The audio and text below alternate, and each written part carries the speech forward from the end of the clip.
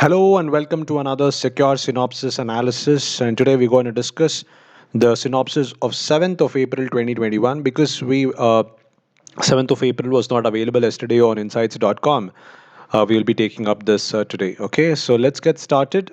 The first question is under General Studies 2, important international institutions, agencies, fora, the structure and mandate. So under this, there is a question which is going to talk about the North Atlantic Treaty Organization and how it's going to help the how it's going to be helpful for India, right? What is the strategic importance of NATO with India? Let's read out the question. India's reluctance to engage a major European institution like North Atlantic Treaty Organization will be a stunning case of strategic self-denial.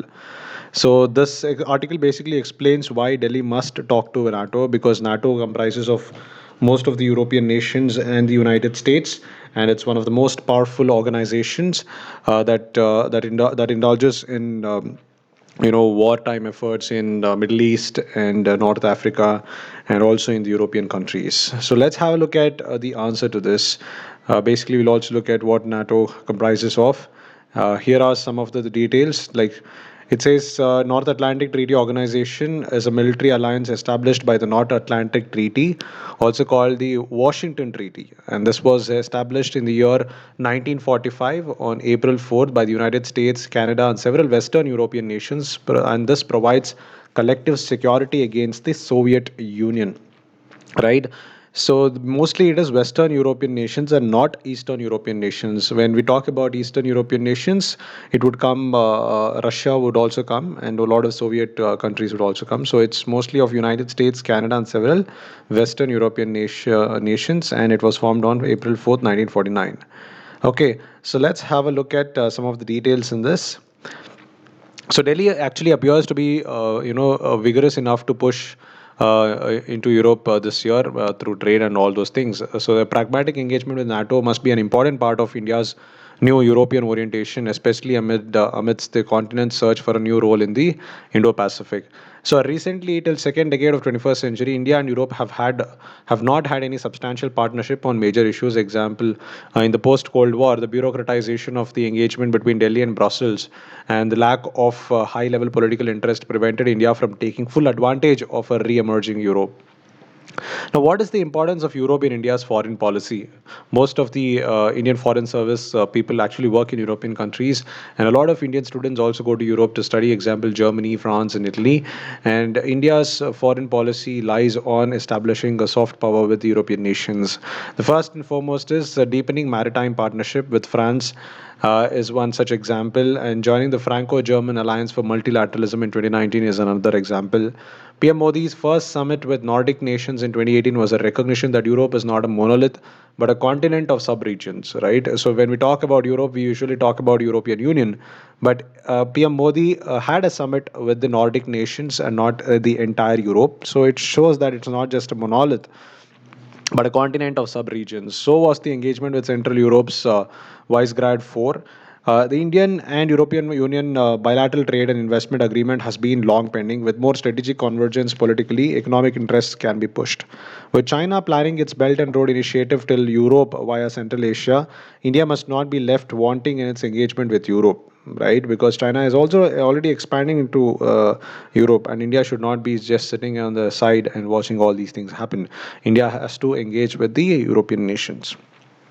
What is the need for India NATO engagement?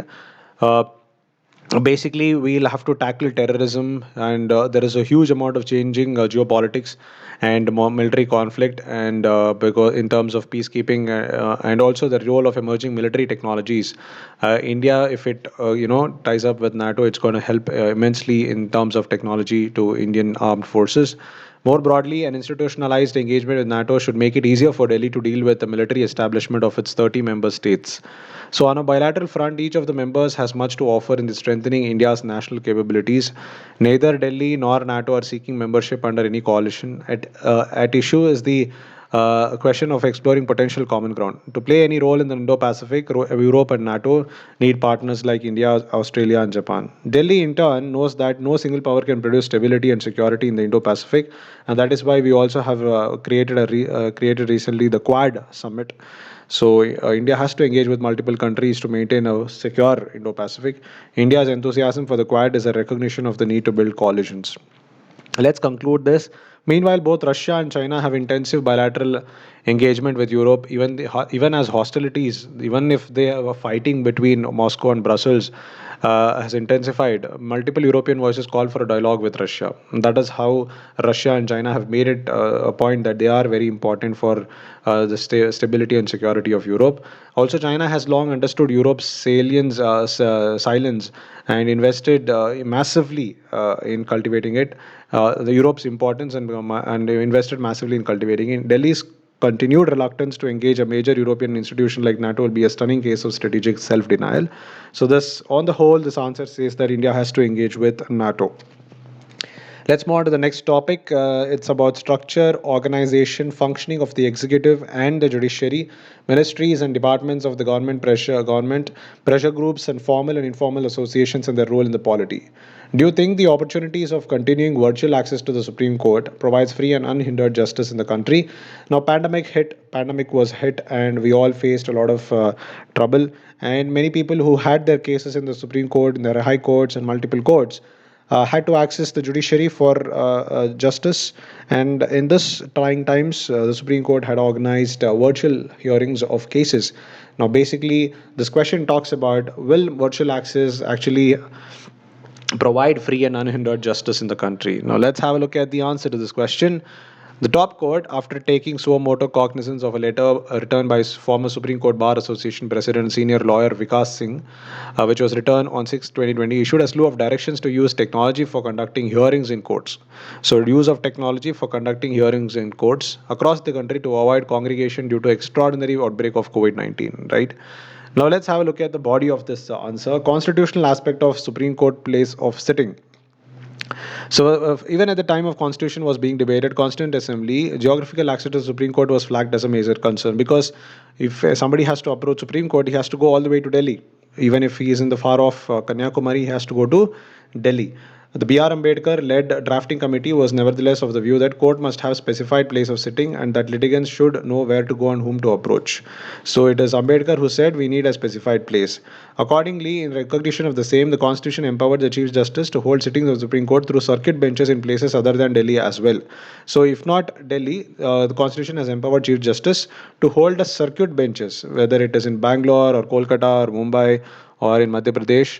The Constitution has empowered Chief Justice to do so. He can hold hearing of cases in these places also. However, despite an increasing caseload and repeated pleas by litigants and governments, successive Chief Justices have refused to invoke this constitutional power for reasons best known to them. Challenges in reaching the apex court in India, given the unified single pyramidal structure of the judicial system, all types of cases can potentially make their way to the Supreme Court, irrespective of the place or forum of the original institution. It is the effective exercise of that right, however, that is curtailed by the court assembling exclusively in Delhi.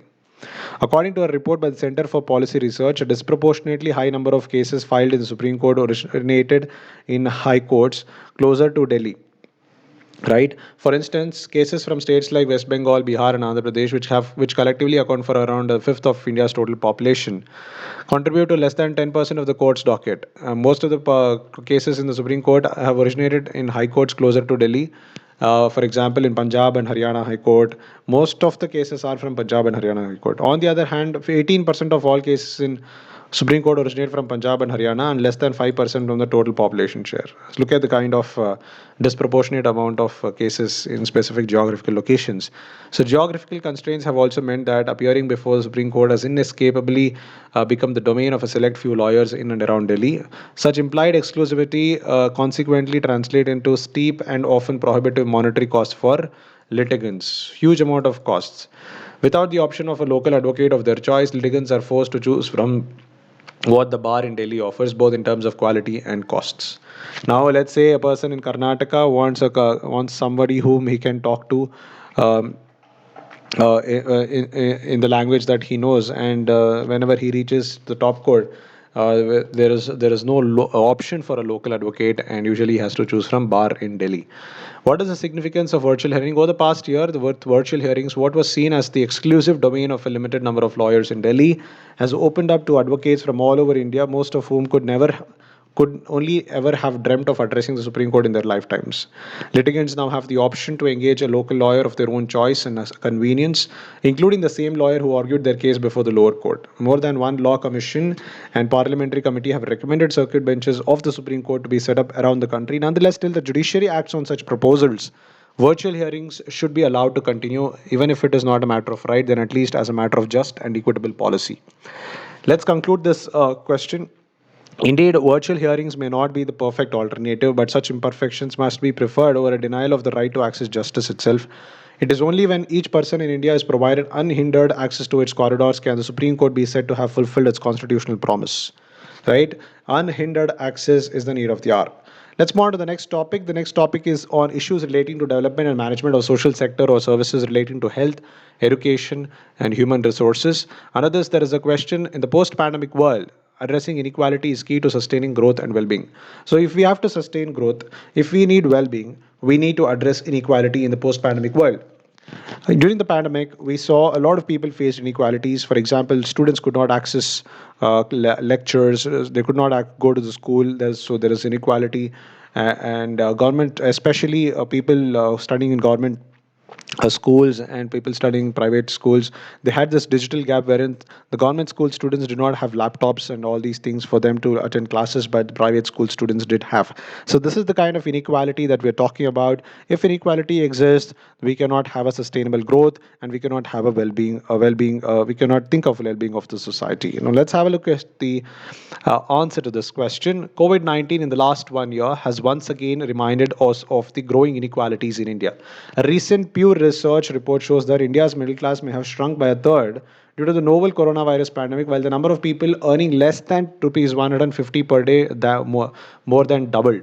Right. So earlier we had made a significant amount of contribution in terms of reduction of poverty, but right now because of the pandemic, a lot of this number has actually doubled in terms of people who are earning less than 150 rupees per day. Growing inequality due to COVID 19. Inequalities were increasing earlier also, but the pandemic has widened them further. For example, the share of wages declined as compared to that of profits. The big companies and a large part of the corporate sector could manage the pandemic, right? Because corporate sector means people with laptops and people with good amount of technology and money, and they were able to manage their entire operations even during the pandemic, and there were no shutdowns as such. But the informal sector and workers have suffered a lot with loss of incomes and employment in the last 1 year. Informal workers means people who own the shops, people who work in what do you say, sweeping jobs or plumbing jobs or electricity jobs, and all of these things, they have suffered a lot of income loss in the last 1 year. In other words, the recovery is more K-shaped with rising inequalities. According to the Center for Monitoring Indian Economy, the employment rate is still 2.5 percentage points lower now as compared to the low level before the lockdown last year. So there was huge amount of hue and cry last year with almost 8% of unemployment, and now this has increased to even 2.5 percentage points more. Women lost more jobs, and they were out of workforce. Inequalities have increased in healthcare and education. Most of them who wanted to have an abortion could not have an abortion. People conceived a lot during the pandemic because of the lockdown and because of the small spaces between husband and wife, and this has led to huge amount of healthcare costs for the women, and loss of jobs has hit them hard, is what we would like to say here. In the latest report, Oxfam noted the wealth of Indian billionaires increased by 35% during the lockdown and by 90% since 2009 to 422 billion. India ranking in the sixth in the world after US, China, Germany, Russia, and France. So this is called as the inequality virus. Multiple estimates by multilateral institutions show that COVID-19 pandemic will hit India the hardest by sending 40 million people into extreme poverty, worsening hunger and income inequality, and yet the government seems oblivious with no data, no estimation or policy response. The United Nations Development Programme estimates that 260 million people will be back in poverty by 2020, almost as many as 271 million who left between 2006 and 2016. So the number where we had made good amount of progress in terms of reducing poverty, the exact number of people would be coming back to the poverty by 2020. Thus, reduction in inequalities is an important factor Uh, to raise private investment, consumption, and exports for higher and sustainable economic growth. Now, addressing the inequalities for sustainable growth, we have around 7 points. Let's have a look at them. A three-pronged approach for reducing inequalities. These are focus on employment and wages, raising human development, and quasi-universal basic income and other social safety nets. Basic income is something that most of the parties are talking about today. Even Rahul Gandhi, in a scheme called Nyay, he has promised about close to 72,000 rupees per family in a year. Right. So, the first, creation of quality or productive employment is central to the inclusive growth approach.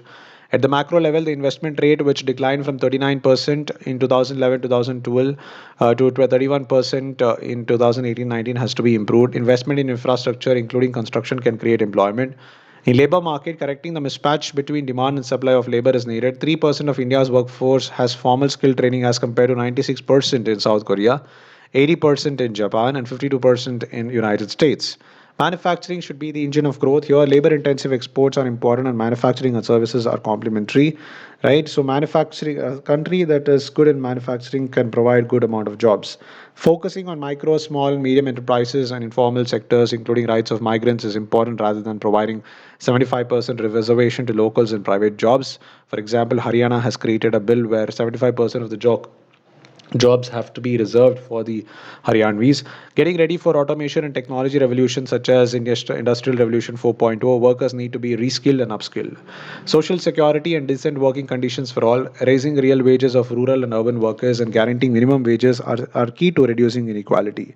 Apart from spending on vaccines and other related measures, we need to move towards universal health care and spend 2% to 3% of the GDP on health. Education and health achievements are essential for reducing inequality of opportunities and also to the growth of the Indian GDP. Only a healthy population can go out and work. Way forward, enhancing tax and non-tax revenues of the government is needed to spend on the above priorities. The tax GDP ratio has to be raised with a wider tax base. Richer sections have to pay more taxes. Similarly, the inequalities between the center and states in finances should be reduced. Small budgets must be strengthened to improve capital expenditures on physical infrastructure and spending on health, education, and social safety nets. Apart from economic factors, non economic factors such as deepening democracy and decentralization can help in reducing inequalities. Unequal distribution of development is rooted in the inequalities of political, social, and economic power. We have to find opportunities and spaces where the power can be challenged and redistributed. The next topic is effect of policies and politics of developed and developing countries in India's interests, Indian diaspora. So this is a topic that's going to talk about the hostility and competition between the US and China that will dominate this century, and how interdependence between the two superpowers is a reality which the two countries will have to confess. Now we'll have to explain this statement, and this question is in the backdrop of US China foreign ministers meeting at Alaska in March. Let's have a look at the answer to this question. In 2017, the US's national security strategy called China as a revisionist power, seeking to erode American security and prosperity and shape a world antithetical to US values and interests. So, this was the US's national security strategy when Trump was in power, and how China is going to be a revisionist power and put America to the side. Trump administration was very hostile to the aggressive China, while it needs to be seen how their relations pan out under Biden, right? So, US China competition and hostilities, trade war. Former US President Donald Trump accused China of unfair trade practices and pursued a dual policy of offering deals and threatening sanctions. But China continued to extend its influence and counter American increases in military funding by expanding its own military power. So that's how China countered it. Biden has censored China for human rights abuses in Hong Kong and Xinjiang. There has been mounted aggression in the South and East China Seas and repeated intimidation of Taiwan. And China is also interfering with the Philippines islands also because it's resource rich.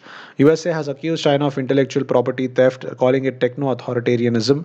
Currency manipulation and cyber attacks are amped under the current Chinese administration. The current tension is due to China's rise that is transforming power settings and the US's attempts to constrict China before it becomes a pure competitor.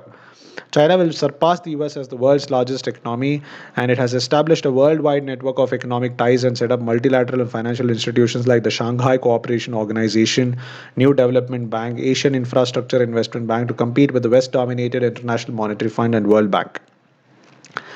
The interdependence between the US and China is inevitable because the iPhones are manufactured in China, the technology is from US. So there is huge amount of interdependence in terms of manufacturing too. The US China rhetoric masks the reality that both countries need each other not only for world stability but for growth, supply chains, jobs, services, investments, and market access. China's rise generated booms for numerous Asian and Western economies and accelerated the transition of the US towards the lower end of manufacturing. Sanctions used indiscriminately against China are unlikely to engender any change of behavior, and it is clear that hectoring will not be left unanswered. The US deals for the first time with an economic and military rival it cannot browbeat, and economic interdependence today makes the war of words confined to words. Conclusion: the world must not descend into a Cold War like situation once again. Any policy change in these two nations will have to be amplified will have amplified effect on the globe, especially on trade and geopolitics. Both nations must realize the potential in collaboration towards peace and stability, overcoming the challenges facing the world today. Let's move on to the next question. The next question is on the General Studies 3, and the topic under that is conservation, environmental pollution and degradation, environmental impact assessment. The question here is: Native people are one of the most susceptible sections facing climate change. However, they can act as change agents to mitigate and adapt climate change. Discuss. So, here we are going to talk about how Native people are one of the most susceptible sections from facing climate change. When we talk about Native people, it's mostly people who are tribes who were originally inhabitants of the land, and how they are more susceptible to climate change, and how do we mitigate the climate change using the expertise of these native people. This article appeared in Down to Earth. Let's have a look at the answer to this question. Indigenous people are affected in a distinct ways by climate change. When we talk about indigenous people, it can be the tribes of India or Native Americans, or the Australian Aboriginals, right? So these are indigenous people that we're going to talk about, and these are affected in distinct ways by climate change, and also by the policies or actions that are aimed at addressing it. At the same time, they are agents of change. Indigenous peoples are essential to the successes of policies and measures directed towards mitigating and adapting to climate change and to just transition policies as workers. Now let's have a look at the body of this answer. Impact of climate change is more extreme on native people. How is it possible? Let's have a look at it. For their economic, social, and cultural activities, indigenous people depend on renewable natural resources. For example, trees, water, and all of these things which are available in the forest area, and it is these natural resources that are at risk due to climate change and variabilities. They live in geographical regions and ecosystems that are most vulnerable to climate change. For example, in polar regions, humid tropical forests, high mountains, small islands, coastal regions, arid and semi-arid lands. For example, tribals in Amazon are nearly wiped out. In the high altitude regions of Himalayas, glacial melts affecting hundreds of millions of rural dwellers, right? And rising temperatures, dune expansion, increased wind speeds, loss of vegetation, or negatively impacting traditional cattle and goat farming practices of indigenous peoples in Africa's Kalahari Basin, who must now live around government drilled bores in order to access water and depend on government support for their survival. Gender inequality, which is a key factor in the deprivation suffered by indigenous women, is exacerbated by climate change. While indigenous women play a vital role in traditional and non traditional means of livelihood, unpaid care work, and food security, they often face discrimination from within and outside their communities. Indigenous peoples, their rights, and their institutions often lack recognition. Consequently, consultation with and participation of indigenous peoples in decision making is limited in the absence of dedicated public mechanisms established for this purpose. Native people, as change agents to mitigate climate change, deforestation rates are significantly lower in indigenous and tribal territories where governments have formally recognized collective land rights, according to a new report. In contrast, forests outside indigenous territories and protected areas lost 0.53% each year, 0.36% more than the indigenous territories. So it is not the indigenous people who are bringing down forest for their own use, but it is outside the indigenous areas also. We have lost about 0.53% every year. The indigenous people follow forestry management practices such as assisted forest regeneration, selective harvesting, and reforestation, and assisted growth of trees within existing forests, because they are actually concerned about their own area where they live, because it is that very thing that provides them with food. These form an efficient and cost effective way to reduce carbon emissions. Indigenous people with their traditional knowledge and occupations have a unique role to play in climate action, cutting across both climate mitigation and adaptation efforts. These people who dwell in forests have a vast wealth of culture, knowledge, and natural resources, but have the lowest incomes and poorest access to services.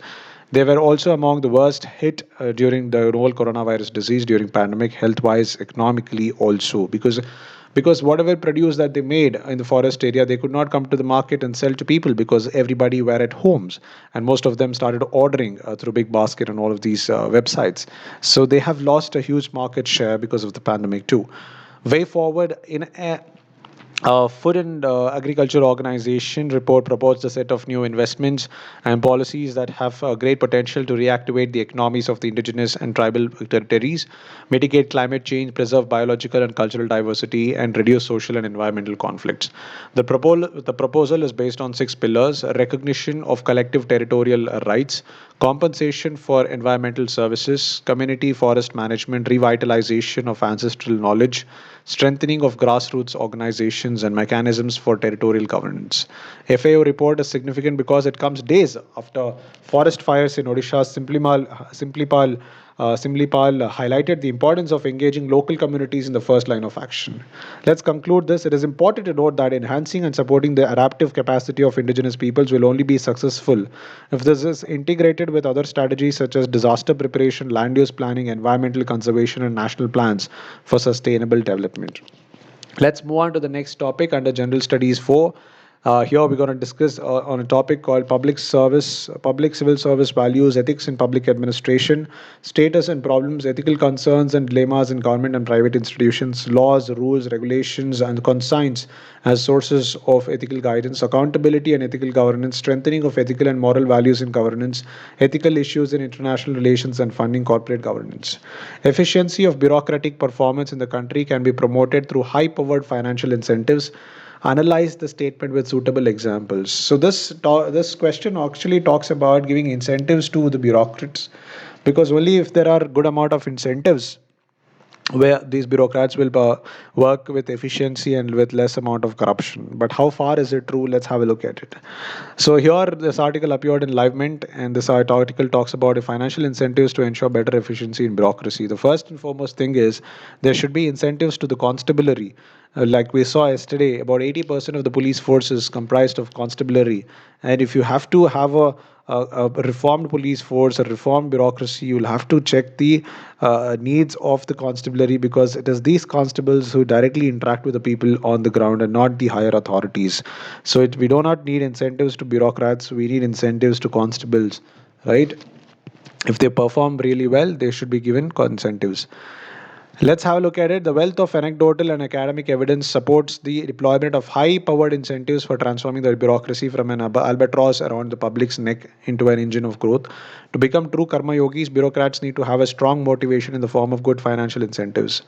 Let's have a look at the answer to this question. High powered financial incentives and bureaucratic performance. Many models across the globe serve as an evidence that the better financial incentives will shake the bureaucracy from their lethargy and prevent red tapeism.